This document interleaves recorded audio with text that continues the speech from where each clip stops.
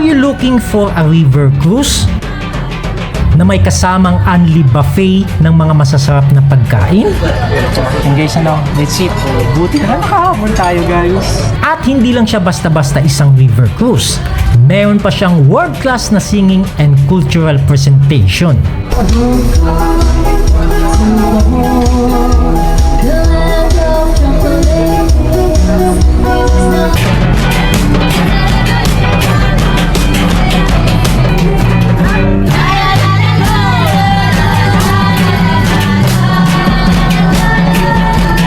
And most of all, you will get that relaxing feel of the river and the sight of the beautiful surrounding nature.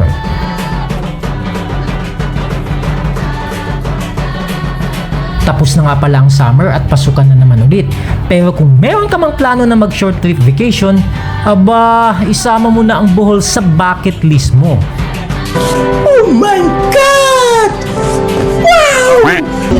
Bawal! In this video, join me and we will experience the Lubok River Cruise. Dito lang yan sa bayan ng Lubok sa magandang isla ng Bohol. Sulit pa ba ang Lubok River Cruise ngayong 2026? Masasagot nyo yan after nyo mapanood ang video natin ito. Tara, simulan na natin!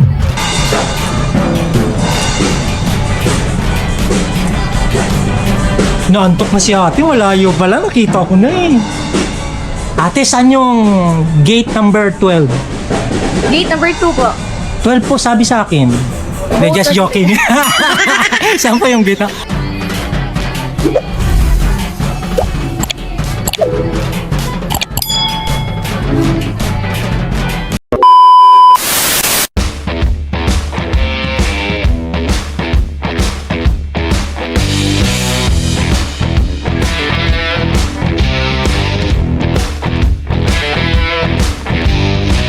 Guys, kagagaling lang pala natin dun sa Chocolate Hills Viewpoint sa bayan ng Carmen. Itong landmark na ito ay madalas puntahan ng mga turista para makita ang mga Chocolate Hills. Magtatanghali na at hindi pa tayo nakapag-breakfast. Kaya habol natin ngayon na makapag-river cruise at makapag-breakfast and lunch o brunch sa bayan ng Lubok. Mula dito sa bayan ng Carmen, kailangan pa natin mag-travel ng more or less an hour to reach the town of Lubok. Nadaanan na rin natin itong man-made forest dito sa Bohol, guys. At sa kasamang palad ay naabutan tayo ng ulan. At ito ang resulta pag gutom, tas naabutan ng ulan. It's raining!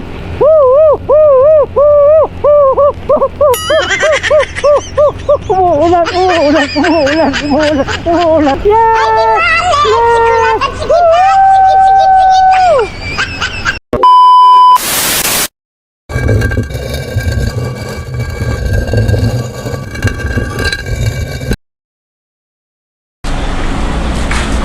Ayan o, andun nilagay natin yung motor natin, guys. At ito yung entrance dito sa Lubok River Cruise.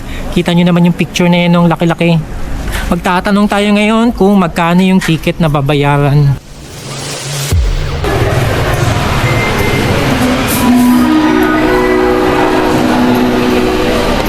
So, ang daming mga turista, guys.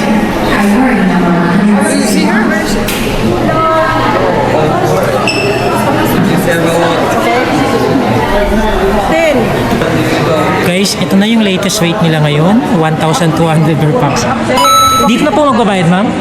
Tatawagin na yung numbers or Ulitin ko lang, guys, ito yung rate ngayon dito, 1,200 per pax. Pag senior ka, nasa 960 pesos per pax. Ba't ka pa naman mag-aantay ka pa maging senior bago ka pupunta dito? Diba? Ang ganda dito, guys, naka-aircon. Tapos, tingnan nyo naman, napaka-organized. Ayun, ang dami na 1, 2, 3, 4, guys. Ang dami nag-aantay, guys. So, antayin lang yung tawag yung pangalan. Ayan, ang lakas na ng ulan sa labas. Mario Joseph. Buti naman, nakarating na tayo dito bago lumakas yung ulan.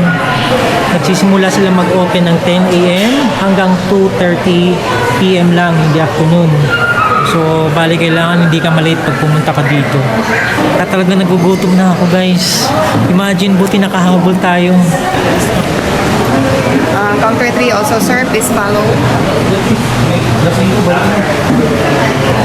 Ayan guys, nakuha na natin yung ticket natin. Boat number 23. Ang ganda ng ano nila, no? Ng ticket nila dito. So, where will I go next? Ah, ito. Magbo-boat manipis pa pala. Oh my God! There's my brother! No! Oh, Tarshu! Pupuntahan kita, dalan kita ulit. Naku, nakalimutan ko yung edad ko. Outing. Nalimot ko. Number 2. Thank you. Puta, layo pala oh. May tumutugtog na oh. Yeah. Wow! Ang daming mga koi dito, guys. Ano? Yeah! May koi dito! Nabubulabog silang ganda ng koi, guys. Woo! Oh, may koi treat. Kung gusto nyong pakain, it's only 20 pesos, guys. Ayan.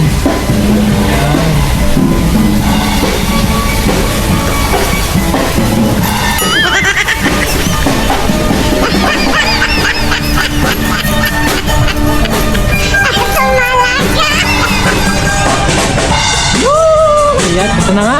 Excited na ako, guys. Ah, dito pala ako.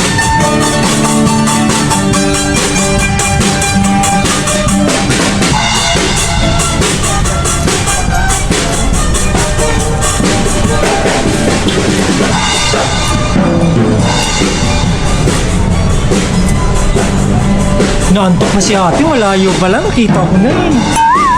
Ate, saan yung gate number 12? Gate number 2 po. 12 po, sabi sa akin. Just joking. Saan pa yung gate? Ah, ito pala, gate number 2. Grabe, malayo pala. Nakaharang na si kuya doon. Thank you. Nantok ka na, ha? Matulog ka ng maaga. Ito talaga. Okay, guys. Woo! Kuya, what is the name of the church? Lobok Church. O, ayan. Kailangan makuha na natin ng drone yun bago tayo alis dito, guys.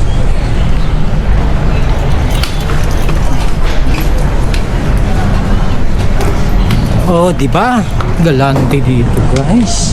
Kita nyo naman. Sir, sa katulong nga boat, sir? 23? Yes, sir. Pinakadulo? Yes, sir. Sa pangatong boat, sir. Okay.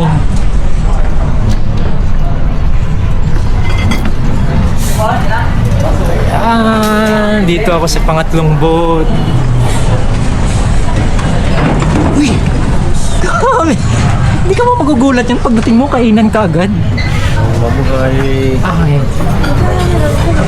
Table 5. Table 5. So, where will I sit? Hey, sir. Pwede na kumuha ng pagkain na din po, sir. Wow, thank you. Welcome.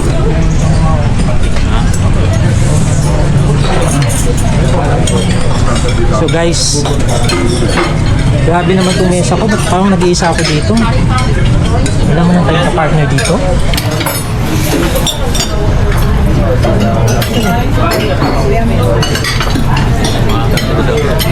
Yan, sakto talaga dating natin, guys. Kainan na. Yan guys, ano, let's eat. Buti na kahapon tayo, guys.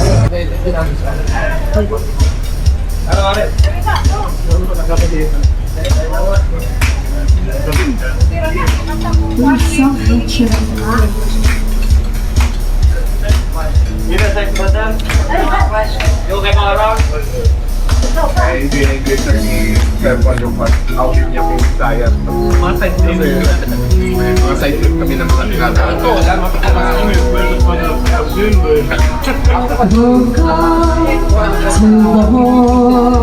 The land of chocolate hills. This is the land of the golden sun. This is the home that never forget. We wish you all the morning to travel and be with you. Kasi kami yung dinirain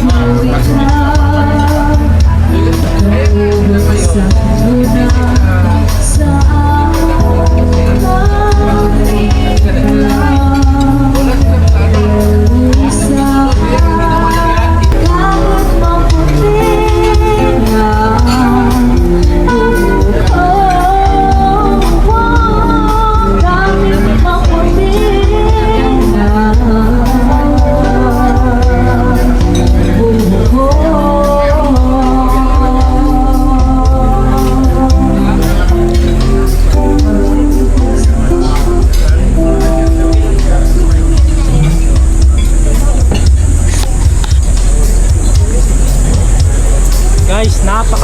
nitong Lobok River Cruise.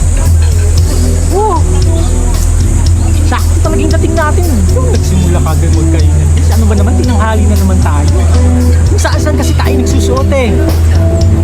Kaya, medyo okay naman na at least nakahapon naman tayo.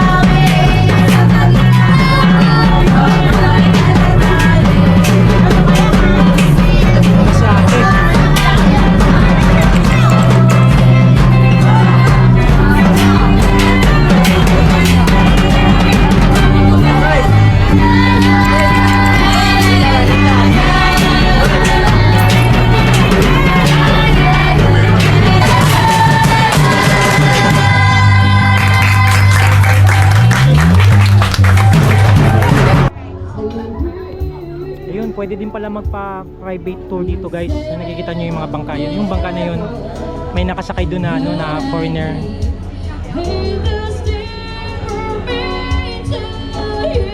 Umuulan na naman guys.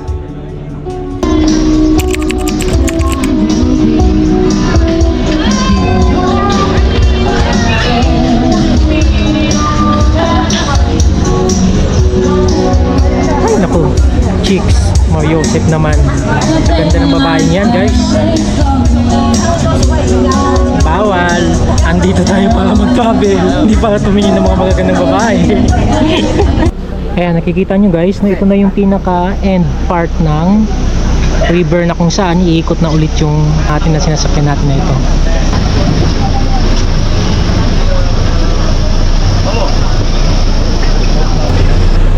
Pangalan mo kuya? Pangalan? Oh yan yung driver natin si Kuya Joel. Ang galing oh. Kumbaga yung line of sight niya talaga is nandito lang talaga sa gilid na to guys, no? So it will take you a lot of experience para ma-navigate mo itong river na ito. Shout out po ting restaurant. Shout out for the Riverwatch family. Yeah. Shout out sa mo kuya, ni asawa ni mo. Wala kuya, wala kay asawa. Shout out po sa your husband. Ay, wala siya dito. Oh.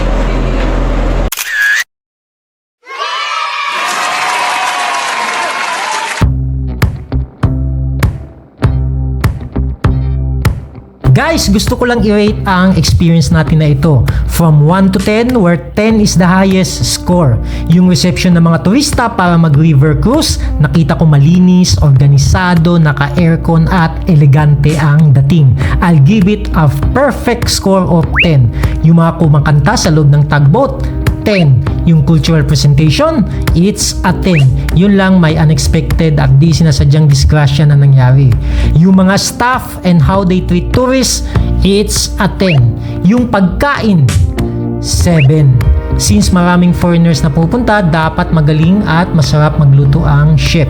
Mas masarap pa yata magluto ang mga staff ng Pislan kung saan tayo nag-stay. Overall, I'll give it a score of 9.4. Thank you so much for watching this video. Hanggang dito na lang muna tayo ulit mga kawadar. See you on our next adventure.